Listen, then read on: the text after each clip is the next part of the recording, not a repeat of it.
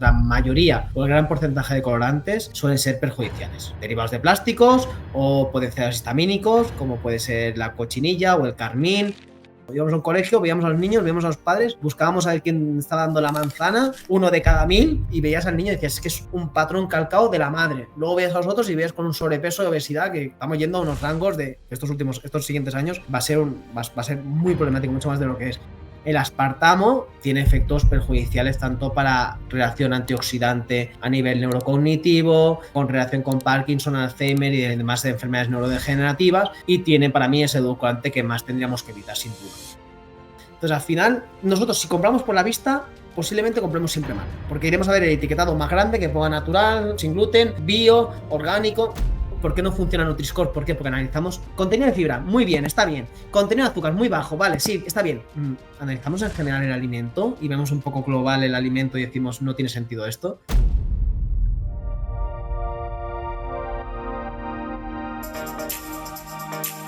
Bienvenidos y bienvenidas a un episodio más de Hackea tu Intestino, un podcast con información actualizada y de rigor para ayudar a mejorar de una vez por todas tus digestiones. Este podcast está patrocinado por NPRO, la marca experta en salud intestinal. Si eres profesional de la salud, no dudes en registrarte en su web npro.es para acceder a formaciones personalizadas y a su Instagram npro_salud intestinal. Muy buenas a todos, hoy estoy con Alex Yáñez, que es preparador físico y entrenador personal, es doctor y licenciado en Ciencias de la Actividad Física y del Deporte por la Blanquerna, tiene el grado en Dietética y Nutrición Humana, el máster en Actividad Motriz y Educación en la Universidad de Barcelona, el posgrado en PNI y el máster internacional en Nutrición Deportiva y Nutrición Clínica, además del máster en Avances en Fitoterapia e investigador del grupo SAFE de la Universidad Ramón Llull. Es además escritor del libro 100 mejores suplementos y alimentos que cambian tu vida, que ha vendido más de 9.000 ejemplares, 7 ediciones, y del libro Compra bien y come mejor. Qué honor tenerte con nosotros, Alex. Muchas gracias por la invitación y ya sabéis que siendo fan de este podcast quería participar y poner mi granito de arena aquí, o sea que encantado y gracias por la invitación, María. Pues todo un placer y con muchas ganas que nos cuentes cosas que pienso que van a interesar a mucha gente. El propósito de la entrevista de hoy era hablar sobre los aditivos alimentarios, ¿no? Que creo que causan mucha confusión, incluso también en los mismos profesionales, como hablábamos tú y yo antes, que las marcas, ¿no? Muchas veces van al limbo de la ley, ¿no? Y a veces pues ponen ciertos productos, ciertos aditivos en los alimentos que no son beneficiosos para nuestra salud y que muchas veces estamos comiendo prácticamente sin saberlo, ¿no? Y quería preguntarte de todos los que incluyes en el libro de Compra bien y come mejor, que son varios, no los demonizas todos, por supuesto, ¿no? Los pones en contexto. ¿Cuáles para ti serían los 3 peores?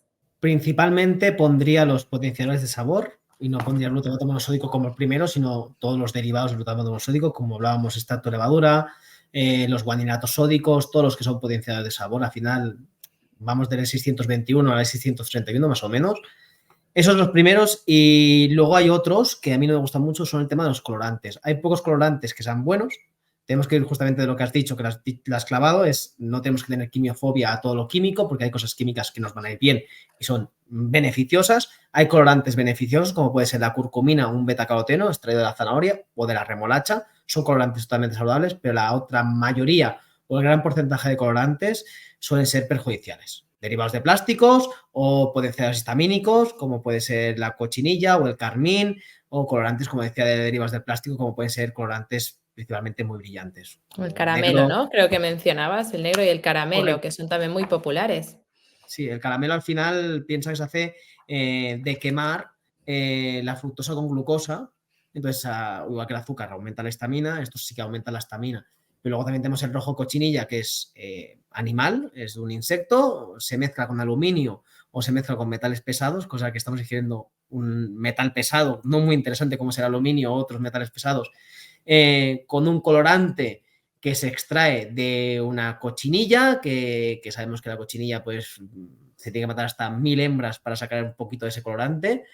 Y luego otros colorantes como el negro, amarillo, el verde, que son colorantes brillantes que encontramos mucho en las pastas y, por ejemplo, los productos pollería, pasteles enfocados para niños con dibujitos y tal, pues ese colorante dibujito es ese colorante que es plástico 100%, que es un derivado del petróleo y estamos ingiriendo directamente. Incluso en la Entonces eso no carne quiero. también, quiero decir, que lo ponen muchas veces en productos, ¿verdad? Que no te lo esperas, no hace falta comprarse, yo qué sé, un pastel de 5 colores, que lo mismo te lo meten en cualquier yogur de fresa, ¿no? Por ejemplo, o un producto cárnico, por Claro, ejemplo, la cochinilla.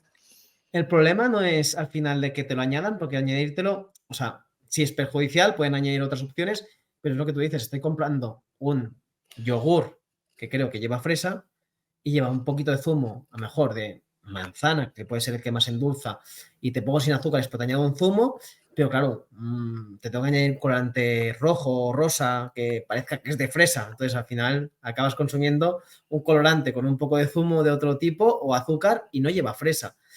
Lo mismo te digo con las bebidas 0%. Hay muchas bebidas de zumos que no llevan zumo, que llevan el colorante, llevan el endulzante y ya está, hay un aroma. Y Claro, jarabe ahí de al glucosa final a tope.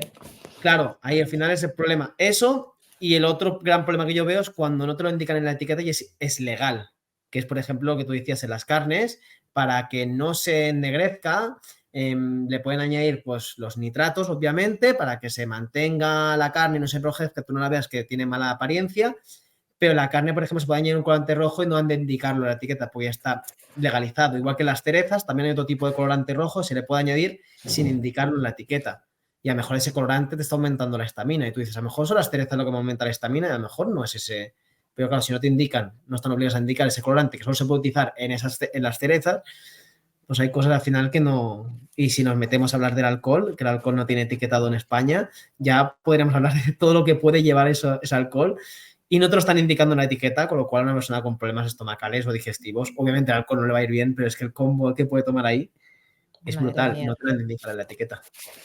Pues hemos visto los potenciadores de sabor, que hemos dicho que se esconden bajo muchísimos nombres. Recientemente me comentabas bajo levaduras, ¿verdad? Bajo levadura Extracto de levadura. y extracto de levadura y también bajo el nombre de especias, ¿no? ¿Me has comentado? Extracto de especias también. En el caso del extracto de especias, nosotros muchas veces vemos extracto de romero. Está genial. Extracto de azafrán.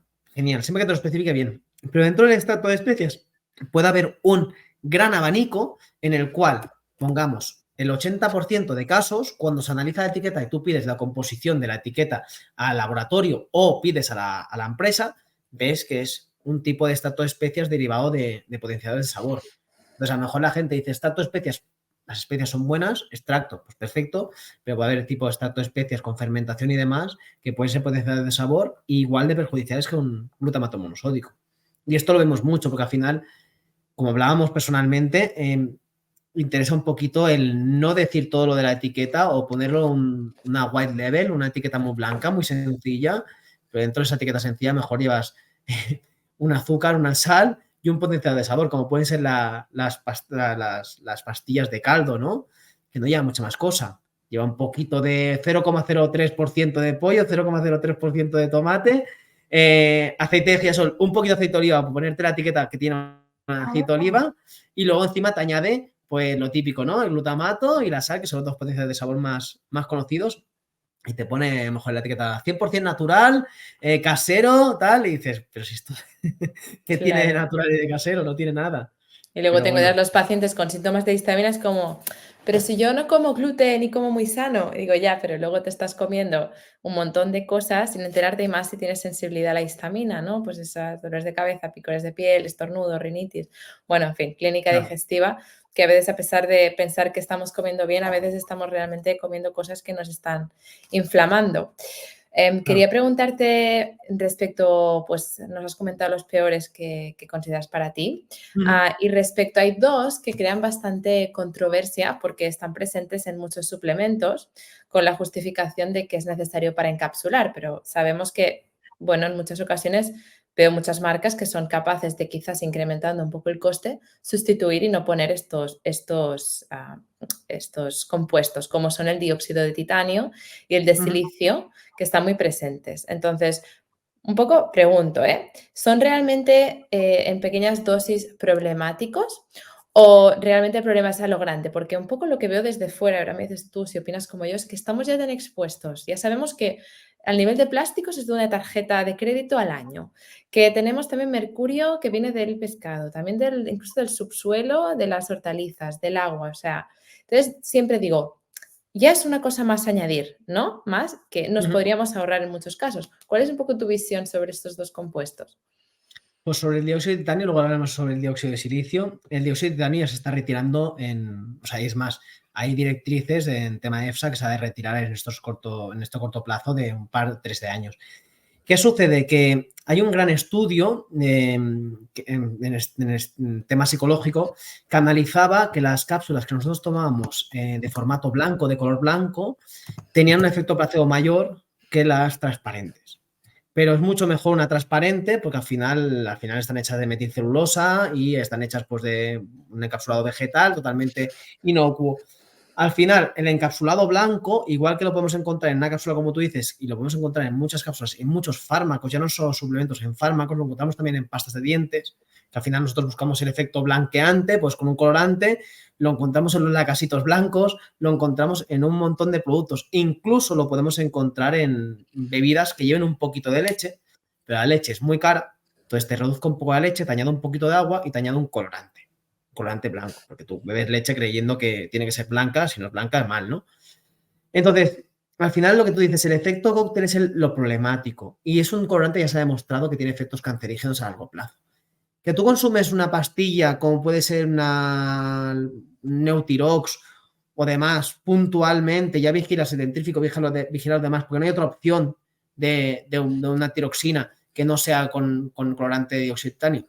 Oye, pues si tú consumes una, no va a suceder nada. Pero claro, si tienes una patología de base, en la cual estás metiendo, como tú dices, muchos tóxicos, muchos metales pesados, muchos plásticos, todo esto no ayuda. Y sí que es perjudicial, pero es obviamente no vamos a cuidar el colorante que consumimos y nos estamos hinchando azúcar. O sea, hay que ser lógico y progresivo poco a poco, pero obviamente es algo que tenemos que vigilar, sí podemos vigilar, pero obviamente con una coherencia de decir, me estoy cuidando, hago deporte, desintoxico, hago todo tipo de actividades que ayudan a mi salud y me ayudo de esto. Referente al dióxido de silicio, está siendo más seguro que el dióxido de titanio, ¿vale? Pero cualquier óxido, al final pues sabemos que en nuestra salud, en un exceso, puede ser perjudicial. Entonces, yo soy partidario de que si hay opciones, si me dijeras, por ejemplo, hay estos colorantes, si no hay otro colorante o no hay otra manera de encapsular, ostras, pues esta es la peor, pero no hay mejor opción. Vale, no cambiamos, pero hay mejores opciones, como te decía. Hay cápsulas vegetales transparentes que obviamente tendrán menos efecto placebo, pero al final lleva la misma dosis efectiva y hay opciones mejores. Entonces, si podemos partir de una opción mejor, como puede ser esa cápsula vegetal o una gelatina bovina con variocapsulado, que el problema de la gelatina bovina es que se disolvía mucho antes de llegar a donde tenía que llegar, pero ahora ya hay triple capsulado, vamos a optar por esas opciones y dejamos las otras opciones. Pero sobre todo, antes del dióxido de silicio, privaría de quitar el dióxido de titanio, que ese sí que es más perjudicial. El dióxido de silicio también lo es, pero a dosis altas es mucho más seguro que el dióxido de titanio, que yo personalmente lo quitaría y creo que es algo que como cualquier pasta de dientes o dentífrico lo encontramos, desgraciadamente, a menos que vigilemos un poco, incluso en dentífricos naturales y orgánicos también los seguimos encontrando y es algo que yo quitaría, sin duda. Porque hay Claro, opciones es sin la ellos. suma, ¿no? O sea, porque al final es como, pero por uno pasa nada, pero ya, claro, entre que tomas el dentrífico, entre que tomas quizás 4 o 5 suplementos, yo qué sé, o estés en algún tratamiento, más alguna medicación, más el alimento, es que claro, haces un cómputo total, ¿no? Y te sale muchísimo, creo, no sé en qué post leía cuál es el límite de latas de atún que puedes tomar a la semana, no sé si quien lo publicó, no sé, ponía como 2 o 3 latas, claro, para llegar al límite, pero no estás solo consumiendo mercurio del atún, de ese lata, sino que también pues de todo, por ejemplo, del salmón que te estás comiendo, del bonito que te estás comiendo, o sea, y le sumas otros metales de otras partes y no es para agobiarnos porque nadie lo puede hacer perfecto, pero yo creo que al menos si estamos tomando un suplemento, ¿no? Que tiene que ir bien para nosotros, habiendo otras opciones, pues jolines, Claro. digo. Justamente tú ya sabes quién es Nicolás Olea. Nicolás Olea justamente habla del cóctel, dosis, o sea, cóctel tóxico, porque al final miramos, cuando se analiza, por ejemplo, consumo de agua, la calidad del agua, vemos pues que analizamos, yo qué sé, cadmio, plomo, diferentes metales pesados, incluso antibióticos, todo. Y analizamos muy individualizadamente. Pero al final hay muy pocos estudios, sí que hay un estudio reciente de Suecia que hicieron analizando diferentes tipos de tóxicos y analizaban el cóctel, el efecto cóctel, Pero hay muy pocos estudios que analicen eso. Entonces, al final, cuando analizo, porque el cadmio vemos que se relaciona con diferentes tipos de cáncer, vale, perfecto. Vamos a analizar el cadmio en el agua. No, no analiza ese cambio, analiza el plomo, analiza el arsénico, analiza un efecto cóctel. Pero claro, es muy difícil a nivel de estudio científico hacer ese tipo de estudio, muy caro y además, pues obviamente habrá muchas fuerzas por detrás que te digan, oye, no saques esto porque estás diciendo la verdad. ¿Qué sucede con los colorantes? El gran problema de los colorantes no es que tú consumas un colorante puntual que ya está vigilado, que tendríamos que hablar de la laxitud de las empresas o de las organizaciones que vigilan la seguridad alimentaria, porque son muy dudosas, pero ya está vigilado que no se supera la dosis máxima. ¿Pero qué dosis máxima tú estipulas? ¿Estás estipulando de alguna manera o lo estipula la misma empresa? Vale, perfecto. Pues igual que en Nutri-Score, no sé, no es nada fiable porque tú estás mismo diciendo que dosis, cuando mejor la dosis no tiene lógica. Por ejemplo, en un pastel. Dosis máxima de un colorante es una ración de 30 o 40 gramos. ¿Quién se va a consumir 30 o 40 gramos de pastel a un niño? Se va a consumir 100 gramos de pastel. No tiene lógica, está superando por el doble. Pero ¿qué sucede si yo tengo colorante blanco al máximo de la dosis recomendada por la EFSA, pero además estoy ingiriendo amarillo, estoy ingiriendo negro, estoy ingiriendo porque va a ser un dibujito muy bonito, va a ser un dibujo de Disney o lo que sea, que tenga 10, 20, 30, 40 colorantes. ¿Qué sucede si yo consumo 40 colorantes en la dosis máxima, que no supera, pero dosis máxima ahí fregando? Pues obviamente no va a ser nada saludable. Pero claro, eso no se vigila.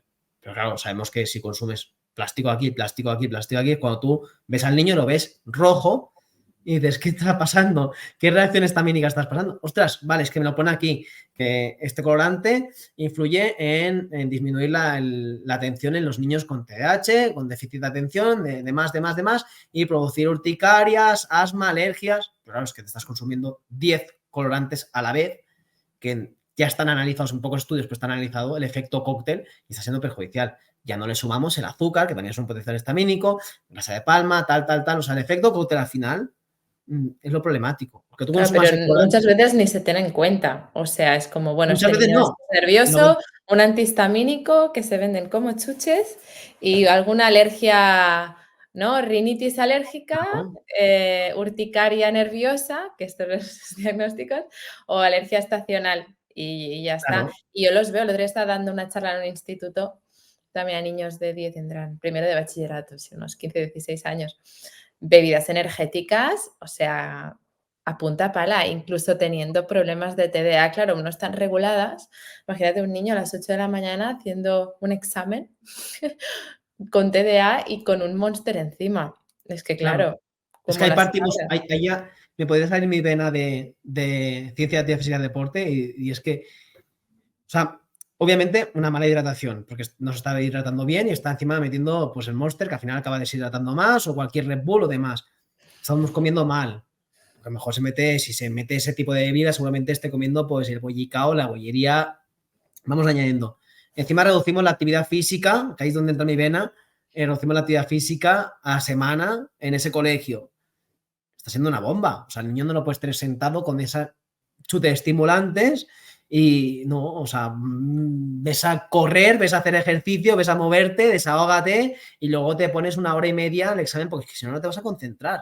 Ni por alimentación, ni por actividad física, ni por nada. Entonces, no es la mejor opción, pero es que desgraciadamente es eso. O sea, yo muchas veces cuando paso por colegios, y aquí lo hago, miro las basuras, paso por encima de las basuras y veo un poco las basuras y digo, hostia, es que es un combo. Y justamente con Miriam lo hacíamos mucho. Íbamos a un colegio, veíamos a los niños, veíamos a los padres, buscábamos a ver quién está dando la manzana, uno de cada 1000, y veías al niño y decías, es que es un patrón calcado de la madre. Luego veías a los otros y veías con un sobrepeso de obesidad que estamos yendo a unos rangos de estos siguientes años va a ser muy problemático, mucho más de lo que es. Y es que no les ves comer bien, no les ves comer bien. Y lo ves en lo que tú dices, en la basura, o los ves en que te lo están enseñando y están yendo directamente con el bocadillo nocilla o con la bollería y dices, no vamos bien, no vamos bien. Total, totalmente de acuerdo. También está el tema, que esta es otra pregunta que tenía, el tema de los edulcorantes, que creo que es también, hubo bastante revuelo recientemente con el eritritol, por ejemplo, ¿no? Que era uno de los que considerábamos, bueno, dentro de los no tan malos, ¿no? Dentro, pues, quizá la stevia, ¿no? Quizá la sucralosa, desde el punto de vista, en pequeñas dosis. Totalmente de acuerdo. Quizá antes metíamos, pues, algo de eritritol. ¿Cómo está el tema? Es decir, ¿cuál es tu opinión sobre el eritritol y sobre el resto de edulcorantes como acesulfamo, sacarina? Pues justamente el estudio ese es igual que el estudio que se hace recientemente del ayuno, que son asociativos, o sea, analizo un tipo de población, hago un seguimiento y luego veo si hay una casualidad o una causalidad en ello, ¿no? Entonces, persona que hace ayuno, persona que tiene más riesgo cardiovascular. ¿Por qué? Pues estás asociando a una persona que a lo mejor hace ayuno y se cuida, y también posiblemente la persona que no come nada y se mete una pizza por la noche, o se mete una hamburguesa o va hasta el culo. Entonces, dos cosas que se asocien, no puedo asociarlas directamente y decir que una es la causa de la otra. No, no es así. ¿Qué sucede con el eritritol? Que se analizó lo mismo. ¿Quién consumía eritritol? Gente con problemas de riesgo cardiovascular. Personas que iban al médico y decían, señor, usted consuma este polialcohol acalórico, que no tiene efectos secundarios como otros, como el azúcar, tiene un sabor dulce, vamos a utilizarlo. Y claro, si analizas ese grupo de personas, pues claro, personas con problemas de riesgo cardiovascular, personas que consumen eritritol. No, no funciona así. No puedes reaccionar causas directamente. Con el eritritol, igual que con el xilitol, podemos decir que hay muchísima evidencia científica, muchísima más que ese estudio puntual, que es seguro. Sí que a partir de 15-20 gramos, sobre todo las mujeres más sensibles, a partir de 15-20 gramos por dosis, sí que tiene un efecto que puede ser disbiótico. Sí, laxante, ¿no? Y Claro, que claro, por es lo eso, que... claro, que por eso, si no utilizas, a ver, 15 o 20 gramos por dosis, es una dosis que te Una sería barbaridad. muy dulce. Incluso si te pasas en los pasteles o en alguna tarta, dices, qué dulce está. Entonces, no llegamos a esas cantidades. ¿Qué sucede? Que ese, igual que tú has dicho, con la stevia, aunque sea glucosa stevia, que es la parte más prostituida, con perdón, de la stevia, tiene beneficios incluso para la salud. No es que tenga prejuicios, tiene beneficios la stevia. Y luego la sucralosa sí que es un disbiótico que altera la microbiota, pero en dosis elevadas. Dosis elevadas significa de yo me consumo la proteína con el edulcorante, la salsa con edulcorante, el tal con edulcorante. Entonces ahí va sumando y ahí sí que es disbiótico. En dosis muy pequeñas no es perjudicial. Es más, la gente que critica la sucralosa y no sabe que es una molécula que se extrae del azúcar, te dice, no es mejor el azúcar que la sucralosa. Señor, si se extrae del azúcar, ¿cómo puede ser una cosa más disbiótica que la otra? ¿O cómo puede alterar? Sí que es obviamente mucho más dulce la sucralosa por cantidad que el azúcar, pero no es peor la sucralosa que el azúcar. Eso sí, si nos pasamos, pues igual que es disbiótico el azúcar, es disbiótico la sucralosa. Nosotros polialcoholes, por ejemplo, como maltitol y sorbitol, por ejemplo, esos sí que son mucho más disbióticos, alteran mucho más la microbiota y son mucho más perjudiciales para la salud que si los comparamos con sus hermanos xilitol y eritritol, que no son disbióticos, ¿vale? Que por eso xilitol y eritritol se utilizan mucho, pues eso, en colutorios, en dietíficos, se utilizan en productos de calidad mayor porque obviamente no endulza tanto, pero tiene mucho más beneficios a la salud, como fibra fermentable. Luego tenemos el sulfamo, ya sabemos que es un disbiótico que ha demostrado aumentar problemas de cáncer en vejiga, tanto en ratones como en humanos. Y ahí digo sobre todo en ratones, ¿por qué? Porque tenemos que discernir en cuando hay gente que dice, es que este edulcorante no hay estudios que sea perjudicial para la salud en humanos. Señores, si buscamos un estudio y yo voy a hacer un estudio y voy a la universidad, voy a decir, voy a hacer un estudio con el sulfamo. Vale, ¿cuál es tu hipótesis? Que produce cáncer. Me va a decir el comité ético, ¿cómo lo vas a hacer con personas? Entonces tenemos que tener cabeza para decir, hay estudios que no se pueden replicar en humanos y eso no me puedes poner como excusa de que como no hay en humanos, no se puede replicar en personas porque yo, si mi hipótesis ya es perjudicial, mi comité de ética que está en cualquier lugar que se haga un estudio científico no me va a dejar hacer ese estudio. Entonces se replica con animales. Y los más similares, pues son tanto, antes se hacía con primates, ahora se hace con ratones porque genéticamente sabemos que tienen mucha similitud al humano. Y hay muchos estudios de cáncer de vejiga del uso de acesofamo, además que es mucho, a ser acesofamo potásico, es mucho más acidificante y altera mucho más la microbiota y el pH intestinal que otros edulcorantes. Luego vamos a la sacarina y a la sacarina y al ciclamato. Sabemos que son muy ácidos, sabemos que también lo mismo, cáncer de vejiga, cáncer de colon, mucho más demostrado, y está muy bien que cuidemos la alimentación quitando la sacarina y el ciclamato, pero vigilemos el dentífrico, vigilemos por ejemplo, Colgate lo utiliza mucho, la sacarina, y vigilemos productos de cosmética que nos metemos en la boca directamente y sabemos que tienen absorción a nivel sublingual. Y luego vamos a, por ejemplo, hay alguno reciente, que aún faltan estudios, que es el monk fruit, que está teniendo bastante buena evidencia, pero es muy caro y a lo mejor no se utiliza tanto. El neotamo, por ejemplo, también es un edulcorante reciente que está viéndose que altera la microbiota y que no es muy recomendable.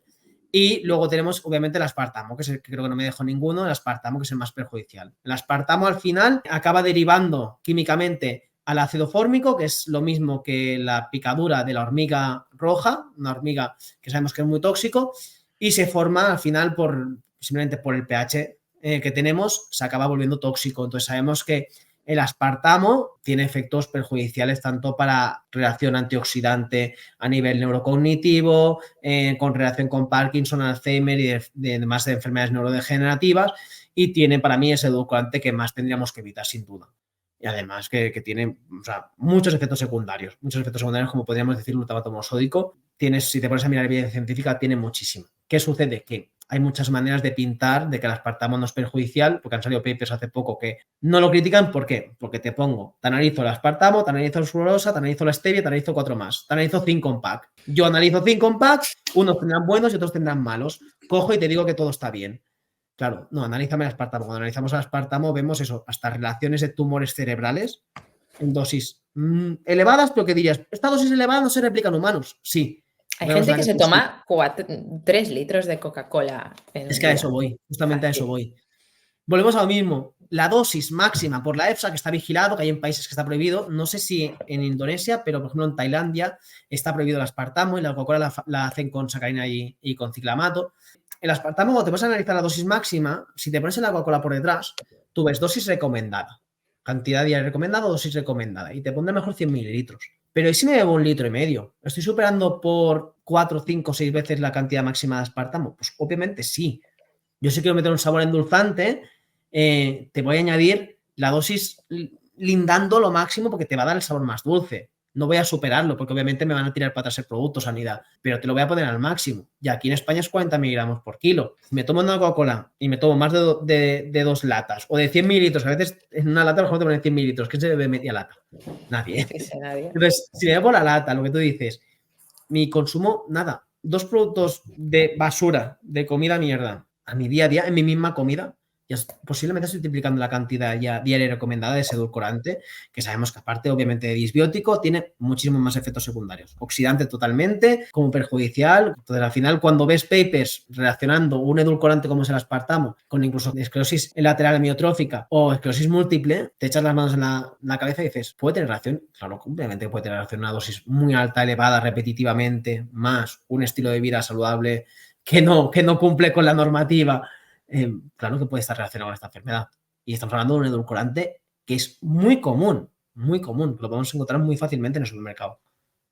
Totalmente, ¿no? Y es muy interesante lo que comentabas porque también pasa con un montón de productos en los estudios, por ejemplo, al buscar de asociaciones, ¿no? Pues productos, por ejemplo, light o productos, por ejemplo, cero comparados con productos azucarados que se relacionan, por ejemplo, los light muchas veces con eso, con aumento de problemas cardiovasculares, etcétera. Y se reflexiona muchas veces en la parte de discusiones, ¿no? En conclusiones del estudio, que claro, la gente que normalmente compra estos productos son gente que ya viene con problemas anteriores y que por eso sigue comiendo este tipo de alimentos, ¿no? Pautados por su doctor o el que sea, y que por eso muchas veces se asocia con este riesgo cardiovascular cuando, como el etilol, por ejemplo, o en el caso de que sea stevia o estos productos así, los relacionan, ¿no? Entonces, ojo con los titulares como el del ayuno, que fue para coger y lanzarlo a la basura. Claro, que el problema no está el estudio al final hay estudios, por así decirlo, con un valor de impacto bajo, como es este estudio, que al final tiene un valor, tú lo comparas con otros estudios y hay unos índices para saber si es de bueno o malo, y es de mierda, pero la cosa es que se haga revuelo de ese tipo de estudios por la prensa, igual que el editor cuando salió el estudio, todas las prensas a hacer un artículo con el editor provoca, hostia, léete el estudio, no seamos clickbait, pero al final como vamos un poco a buscar ese clickbait, esa facilidad de clicar y decir, y claro, luego te ponían referencia de estudio y teníamos otros 50 estudios a favor, uno en contra y ya te lo pongo a parir. Claro, no me sirve y hay que saber cómo se hace un estudio para decir, puedo interpretarlo y puedo defenderlo o realmente no tiene ninguna base, y estos no tienen ninguna base por ninguna parte, Totalmente. Bueno, creo que hemos dado muchísima info de valor. Creo que mucha gente ya puede mirarse con más cariño a las etiquetas y también yo creo una reflexión, no sé si estás de acuerdo conmigo, que al final intentemos comer, como siempre digo, lo más cerca de la tierra, ¿no? Es decir, vamos a ver, pasar menos tiempo leyendo etiquetas y comer bien cosas realmente, como decías, por ejemplo, tú en el libro, ¿no? Pues la carne, a la misma carnicería, preguntándole, ¿no? Al señor, esa carne, ¿dónde se ha sacado? ¿Qué compuestos tiene?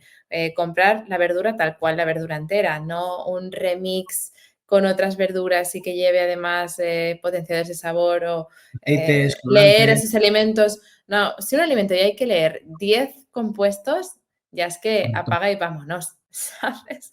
Correcto. Entonces, Es que lo más fácil es eso, lo más fácil, siempre digo lo mismo, las verduras, hortalizas, todo esto normalmente, a menos de cosas excepcionales, son etiquetados que tú coges, los lees y los entiendes. Pues ya vamos bien. Que luego puede tener un colorante puntual y que a lo mejor justamente ese colorante es bueno.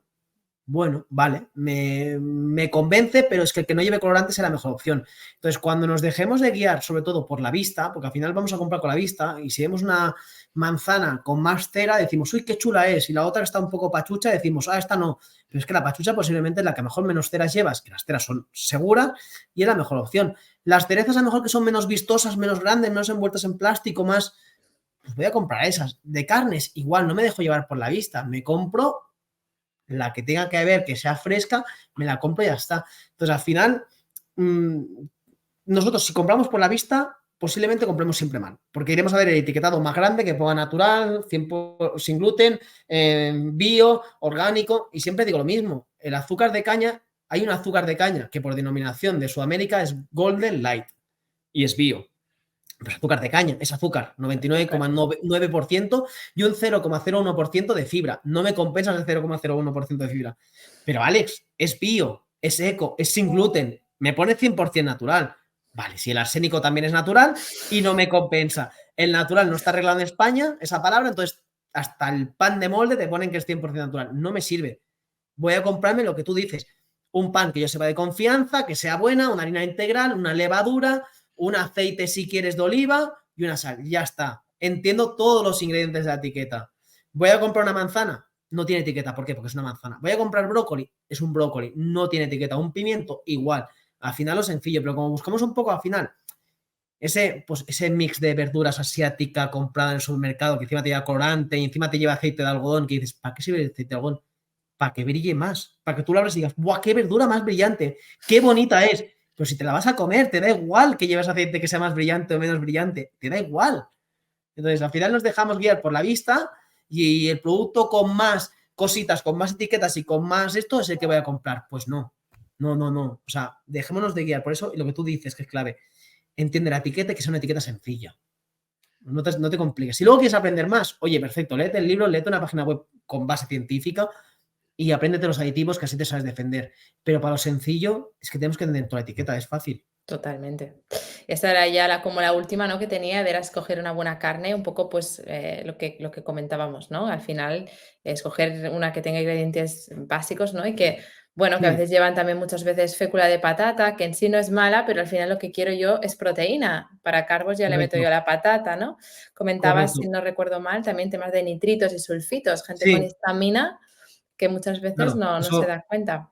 si tiene el loguito de la embarazada y prohibido, al final, o el SO2, ya sabemos que para tanto para embarazadas como para personas que tienen, que tienen o mala sulfatación o lo que sea, que tienen una producción de estamina mayor o al final no la eliminan bien, no es un producto que tengamos que recomendar. Y claro, las carnes sucede lo que tú dices. O sea, si yo voy a comprar, por ejemplo, una leche de crecimiento, no me interesa que sea agua y aceite y un poco de leche, me interesa que sea leche. Y si lo quieres enriquecer con vitaminas, perfecto. Si yo voy a comprar una carne, no está mal que lleve el almidón de patata, pero yo quiero comprar carne, quiero comprar un 90% de carne. Entonces yo siempre las carnes, siempre recomiendo, ojalá pudiera recomendar 100%, pero siempre recomiendo más de un 90% de carne, que no lleve ningún carragenano, porque al final si le añado agua, le añado carragenano para compactar, y el carragenano sabemos que provoca úlceras estomacales, tanto en cerdos como en ratas, como en humanos. Lo he visto en Entonces, que no te... suplementos, puesto también. Sí. Al final, tú quieres dar volumen, quieres dar, por ejemplo, y luego sigo con la carne, retómame, pues si me voy Sí, por sí. los cerros de Úbeda. Pero, por ejemplo, si yo quiero en una bebida vegetal, ¿vale? Quiero añadirle menos cereal o quiero añadirle menos fruto seco porque me sale más caro, pues le añado un aceite de girasol y le añado agua.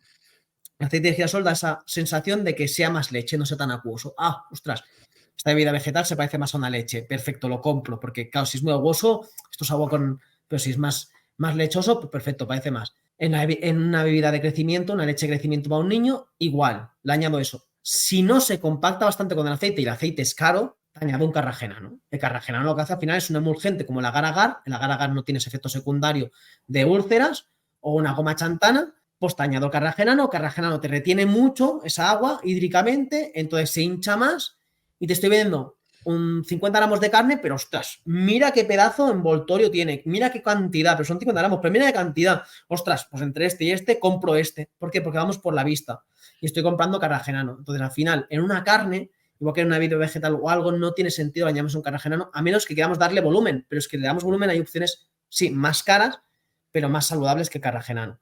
Y en las carnes sucede lo mismo, añado agua, pues añado carragenano para compactar. En el caso de las hamburguesas es bastante jodido, porque por ley no se ha de especificar, cuando se hace un mix de una carne, la carne si se tritura y se pica, todo el mundo sabe que se deshace. Entonces, yo le puedo añadir proteína vegetal, que normalmente es proteína vegetal de soja, se la puedo añadir sin indicarlo en la etiqueta, porque se da por hecho que es un coadyuvante para que se compacte la carne. De ahí, ostras, Alex, cocino la carne y me suelta 10 litros de agua. Es una exageración, ¿eh? Pero me suelta mucha agua. ¿Por qué? Porque tiene mucha proteína vegetal. La proteína vegetal retiene hídricamente el agua. Entonces, al retener, yo te estoy vendiendo 100 gramos de una hamburguesa que lleva 50 gramos de carne y 50 de proteína vegetal, que la proteína vegetal te va a retener agua. Y te estoy vendiendo una carne súper cara, bio, eco, sin añadidos, tal. Sí, pero no te lo especifican en la etiqueta. Entonces, ahí ¿qué es lo guay? Conocer directamente o el ganadero o el fabricante, o que tú vayas a la carnicería, como toda la vida, pícame este trozo de carne y hazme 100% carne. Porque ahí vas a saber que no te va a añadir nada. Algunos añaden albúmina de huevo, me parece mucha mejor opción. Por ejemplo, una persona con histamina, tú le vas a añadir proteína de soja, la proteína de soja te va, como leguminosa, te va a aumentar la histamina en algunos casos. Entonces, tú estás comprando una hamburguesa 100%, no sabes qué le está pasando a la persona, pero se pone roja después de comer esa hamburguesa. Obviamente, si es carne roja, también aumenta la histamina, pero pongamos, por ejemplo, que es una carne de pollo, que no tiene que aumentar la histamina. Tanto.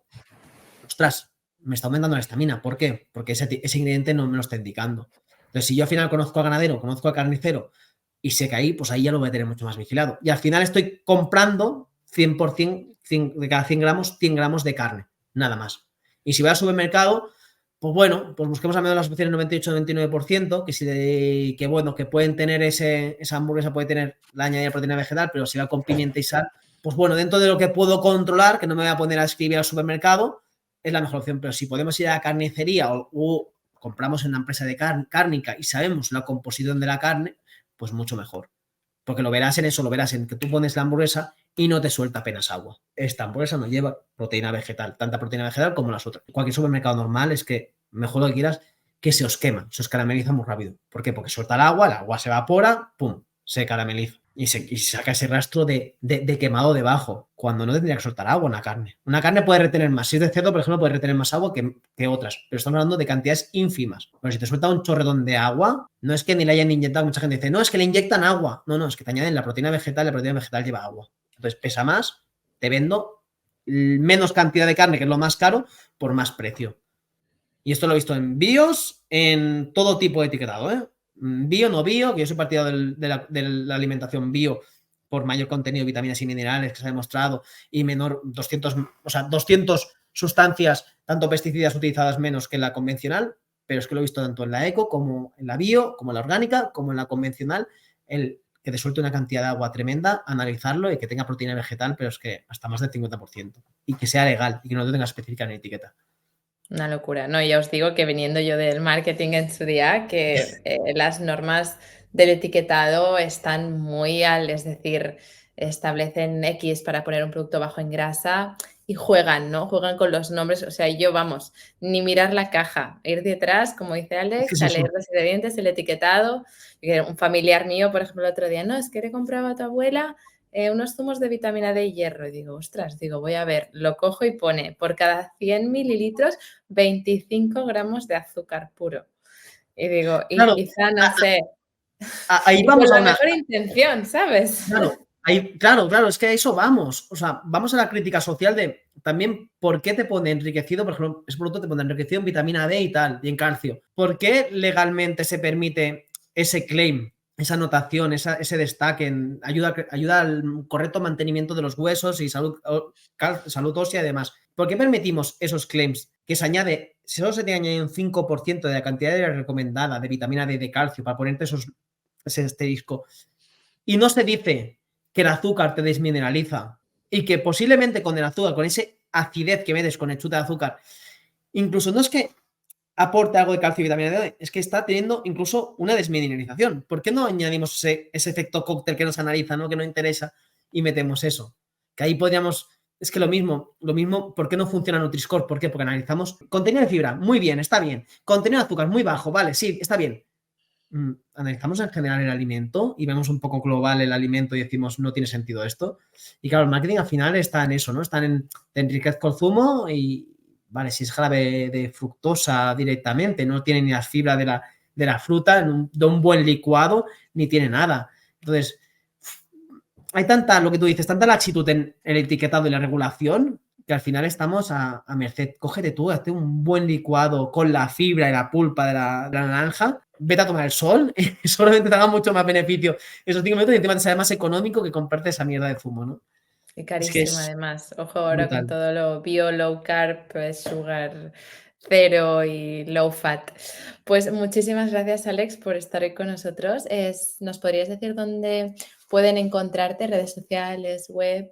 Pues tenéis mi web que es alexyanez.es y si no por Instagram y YouTube es donde estoy más activo y ahí me podéis consultar cualquier duda, cualquier cosita y poco más, poco más. Cuando quieras hablar de otro tema, nos enrollamos a hablar de otro tema porque es que el tema del etiquetado, tú como profesional ya lo sabes, pero al final levanta muchas ampollas, estamos luchando un poco contra ello, ¿no? O sea, podemos decir lo que queramos, podemos decir que el ayuno es bueno, podemos decir que el editor es bueno y tal y cual, que sale una noticia esta y nos quita todo lo que llevamos detrás divulgando, pero bueno. Sí, ya lo demostraron algunas cadenas con la alimentación en el COVID, sí. Y el Nutri-Score era otra pregunta, pero creo que da para un podcast entero, así que mira, lo dejamos para otro Venga, episodio que es también temazo. Muchísimas gracias a ti y gracias a a todos ti. los oyentes.